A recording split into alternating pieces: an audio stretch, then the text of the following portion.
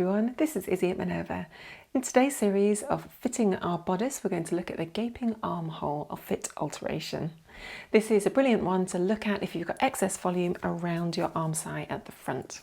In order to follow along this video, you're going to need your calico sample that you've sewn up and also your body block that you've drawn out with me in a previous video.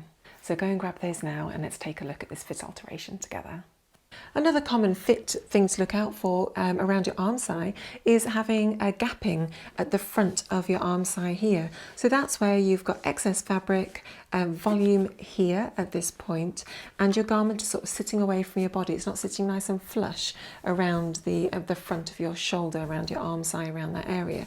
So if you've got extra volume here, effectively what we need to do is just to pin that out. So if you've got like, say, that much, we'll pin it out until the garment is sitting really nice and flat. And really, you want to be pinning it towards the apex of the bust, so that you're working out how much extra volume you need to remove. And once that's sitting flatter, we're then going to transfer that volume reduction into the garment together. Okay, so in this alteration, we've only pinned it on one side, but you can see here that we've got excess volume to take out of the arm side so that the fabric's going to sit nice and flat all the way around the front of our top here. So we've got volume that we need to take out. However, we've not got a dart there. Effectively, what we're doing is putting in a dart there. But on this particular block, we just want two darts along our front. We want our bust dart and we want our waist dart. So let's take a look at how we can manipulate the darts to remove this volume. Let's do it step by step together. When we're doing the gaping armhole reduction, you're going to need to pop a piece of tracing paper over your block to start off with, because we're going to be cutting the piece of tracing paper up and then transferring the changes onto our block. We do not want to be cutting up our block. So grab a piece of tracing paper and pop it over your block to make the initial changes. So let's have a look at your bodice. The area that we're removing the volume from is sort of from around here down to the apex. So let's just take a look at where that is, measure off the start of where the change and the volume reduction happened. So just measure that off and find that location. For me, it's about 4.5, and measure that distance from the side seam up to your block. Mark that point along the arm side. So that's where our dart changes. And then for me, the changes go almost all the way through to the apex. The next thing I'm going to do is just to draw a line from this point on the arm side to the apex. And this is just going to be a dashed line because it's acting as a little guide for us. The next thing I want to measure is how much volume I'm actually reducing. So let's do what we normally do, which is grab our pens and our tape measure and just measure off that distance at the top. So what is the decrease?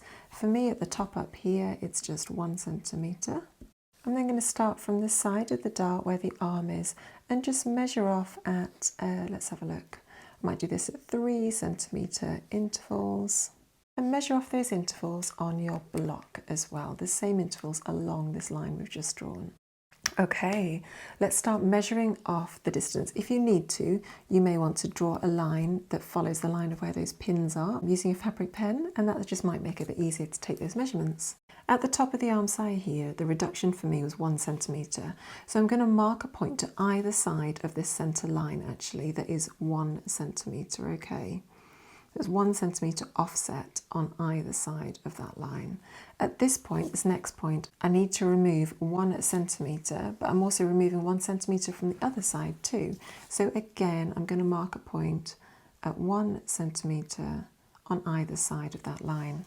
When I hit my 3 centimetre offset down here, the offset, the amount of volume that I'm removing is about 0.8. So at this point, mark a 0.8 distance from your centre line and the same on the other side. Continue for the rest of the way down the dart. Perfect, and once you've done that, you can then just draw in your new dart from the apex out. Now, if your volume reduction didn't go all the way to the apex, you can just stop it wherever it needs to stop. That's absolutely fine. Now, at this point, we're going to do some fun darts manipulation. So I want you to draw in your bust dart over here on your block. Draw in both sides, nice and neatly. And then accurately trace over your shoulder seam at this point too. And then follow the shape of your arm's eye and trace over that. Great. So next we're going to open up this dart and put the volume from here into this dart here. So grab a pair of scissors and simply cut down the centre of both darts, just snipping really carefully till you hit the point of the apex so you don't go past that. At this point we can then rotate our pattern piece around to remove the volume of the dart at this point. So making sure it's just pivoting nice and neatly there. Put this line so that it rotates and overlaps over your other dart line, effectively closing that volume. Now what you'll notice here is our green lines of our original block piece have now moved and shifted, so they look quite different now on our pattern piece, and that's simply because the volume that we needed to remove is now taken up in there and will be removed out of there. But what we do need to do now is just soften this arm's eye and draw in a nice new arm's eye line. So just grab your pattern drafting ruler and find a nice little soft curve that just helps to soften that junction, or you can just draw it by eye if you prefer. And you may then just want to draw in your new arm's eye in a slightly different colour, so you've got a lot of things going on there. Just soften that like that. So at this point now, we've made our changes onto our tracing paper, but we need to relay those changes onto your original block so that we can then make sure that we're doing everything correctly when we cut out the second toile.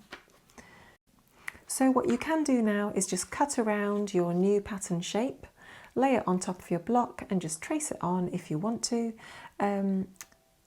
Or you could grab some carbon paper and just wheel the changes over onto your block as well. You've got a few different options there of how you transfer this particular change onto your original paper with your pattern block on it. As ever, thanks for joining me today. If you've got any comments, feel free to post them below the video, and of course we'll get back to you there as soon as we can. It's been great to have you with us today. Thanks for joining me. I'll see you next time.